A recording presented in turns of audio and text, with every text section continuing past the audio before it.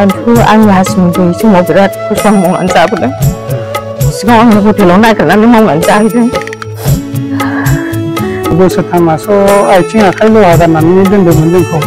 जोबोद खस्थ'यैनो दोनदोंमोन आरो जानाय लोंनाय बिदिनो जोगोनार ओंख्रि संना होयोमोन, जानोनो हायामोन। भुटाननि थिंफोर होयो, जोंथ' जानो हाया। गोदान सोदान बिराद खस्थ' मोनदोंमोन आरो जों। बेदरफ्रा होयो मास मोननै गाहाम। गावसोरथ' जों मोसौ बेदरसो जायो नालाय। चिरां डिस्ट्रिक्ट बे काजलगावआवहाय फैदों।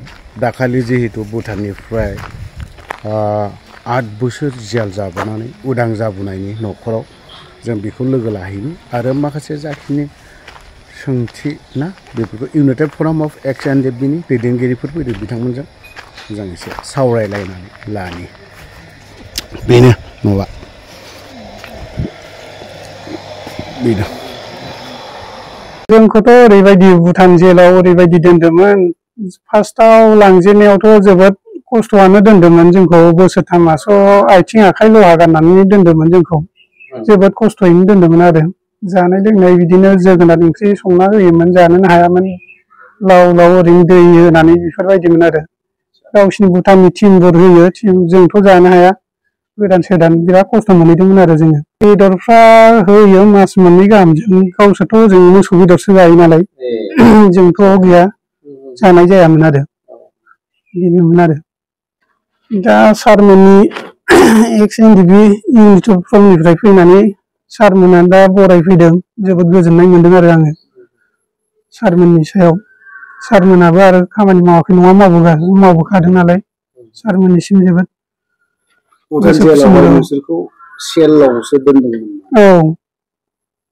भुटान जेलाव जोंखौ ओजोंहाय मोनसे डिस्ट्रिक्ट जेलाव दोनहैग्रोदोंमोन सिगाङाव। बेनि उनावसो बोसोरथामनि उनाव दस्रा जेलाव सेन्ट्रेल जेलाव दोनदों आरो जोंखौ। बिदि आरो दंमोन बिसिबां साननायालाय। ओमफ्राय एसेबां गोबाव माबा नालाय साजा, लोगो मोनफिननाय नङा बेफोरबायदिबो साननाय दंमोन आरो जोङो। बेलेग केसफोर दङ माखासे बर'फोर। औ, ओरै माबा दागगारि साइडनि दङ, ओमफ्राय बे आमथेखा बागमारा साइडनि दं आरो गुबुन केसनि आरो। मेक्सिमाम 9 बोसोर, ओमफ्राय माखासे 5 बोसोरसिम दं आरो, बोसोरबा। औ, बेफोरबायदि दं आरो। तामुलपुर साइडनि 24 बोसोर जाबाय बियो। औ, बोरायलायबाय।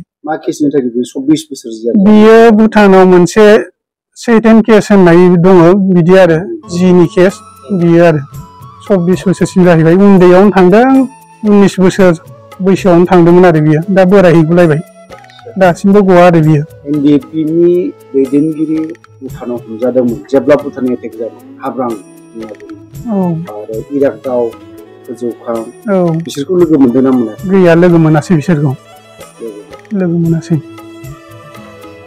आंथ' आंनि हासबेन्ड गैयि समाव बिराद खस्थ' मावनानै जाबोदों। सिगाङाव आं हटेलाव नागिरनानै मावनानै जाहैदों। ओमफ्राय आरो एसबिआव बिदोंमोन साख्रि, माबा मोनसे खामानि थांनानै थानो थाखाय। आंनि बोरायखौ हगाराबा फिसा सासेखौ लानानै आं मा मावनानै जानो, फिसायाबो उन्दै नालाय। आंनो मोनसे खामानि होदो होननानै आं बिदोंमोन आरो। ओमफ्राय सारआ एप्लिकेसन बिनायखाय आं हैदोंमोन। ओमफ्राय एप्लिकेसन बिनायनि उनाव लेंहरदोंमोन आंखौ, ओमफ्राय रायज्लायनानै बिदिनो उनावहाय गैया नै दिनैसिमबो मोनाखै आरो, होआखै। जिखुनु जाया आं माबा मोनसे गावसोर जि होयो बेखौनो अननानै माने एसबिनाव आरो नैबे जोंनि डिसि अफिसनि, औ, एसबिनाव बिदोंमोन आरो आं। जेनेबा आंनि बोराया गवाबा थाबनो आं मा मावना जानो, फिसा सासेखौ लानानै आंनो अननानै मोनसे नङा मोनसे खामानि होदो होननानै आं बिदोंमोन आरो। ओमफ्राय एप्लिकेसनबो बिदोंमोन, ओमफ्राय आं हैदोंबो। ओमफ्राय एप्लिकेसन बिखांनायनि उनाव दे आं उनावहाय खबर हरनोसै होननानै माबादों आरो, लाखिनानैल' दोनदों आरो। ओमफ्राय दिनैसिमबो होआखै। लेंहरदोंमोन गेजेराव, ओरैनो रायज्लायनानैल' दोनदों आरो, होआसै। ओमफ्राय आं बिदिनो हटेलाव सोंलाबायनानै मावहैलाबायबाय। बेनिफ्राय बोसोरथाम बोसोरब्रैआव आं हटेलाव मावदों।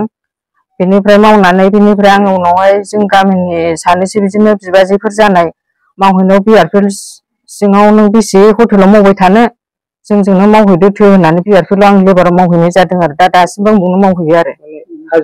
हाजिरा टाइपसो, पारमानेन्ट नङा। आं फार्स्टआव हमजेननानै मास मोननै थानायाव आं नायहैनो थांदों आरो, नुहैदों खनसे। आरो नेक्स्ट बाराव आं थांबावदोंमोन मास मोनसे बा सप्तानैसो थानानै। बेनिफ्राय गावसिनि बुद्ध पुर्निमानि बन्द देखायाखै ओमफ्राय बे थानाजों रायलायहोदों आरो फनाव ओमफ्राय आं बिनिफ्राय थांदोंमोन थांनाया थेवबाबो बिनिफ्राय गोजानावसो दोनहैबाय बिसोरखौ नोंसोर नुला आरो थिम्फु जेलाव दोनहैबाय होनना बुंदों आरो सम जोबखाबायमोन जोंनियाव सिगां केस दंमोन 2014 नि बे केसा दा वारेन्ट जानानै दं ना मा जानानै दं जेबो मिथिया आरो दा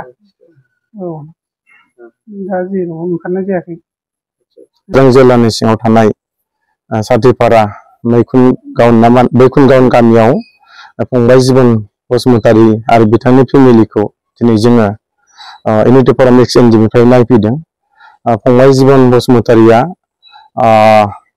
8 बोसोर 9 मास भुटाननि थिम्फुनि मोनसे सामगाम होननाय मोनसे सेन्ट्रेल जेलावहाय बिथांमोनहा जेल जानानै दंमोन बिथांमोनखौ थांनाय 20 तारिख सेप्तेम्बर खालि आसामनि सीएम मानगोनां डक्टर हेमन्त शर्मा सारनि दैदेननाय आरो जोंनि नैबे बिटिआर सरकारनि एसे एनै सहाय मददनि गेजेरजों आरो लोगोसे इउनिटि फराम एक्स एनडिबिआबो जेसेबां हायो एसेबां बिथांमोनखौ प्रेसार होनायनि गेजेरजों दिनै बिथांमोनखौ मोननायनि थाखाय जों गोजोननाय मोनदों आरो बेनिखायनो जों गोजोननाय मोननायजों लोगो लोगो दिनै जों बिथांमोनखौ नायफैदों आरो नायफैनानै जों दिनै नुदों फंबायनि देहा सोलेरा बारा मोजां नङा सेम टु सेम जोङो दाख्लैहाय क'क्राझारावहाय मा होनो फाखन नार्जारी जिखिनि बिथाङा फोरमायदों आथिङा जोबोद गाज्रि सेम टु सेम नैबे जिबन फंबाया एखे मेसेजखौनो होदों बिथांनि आथिङा जोबोद गाज्रि आरो खोब दुखुनांथाव बाथ्राया जाबाय मा फंबाय जिबन गैयैनि उननिफ्रायनो बिथांनि अनजालि बिसि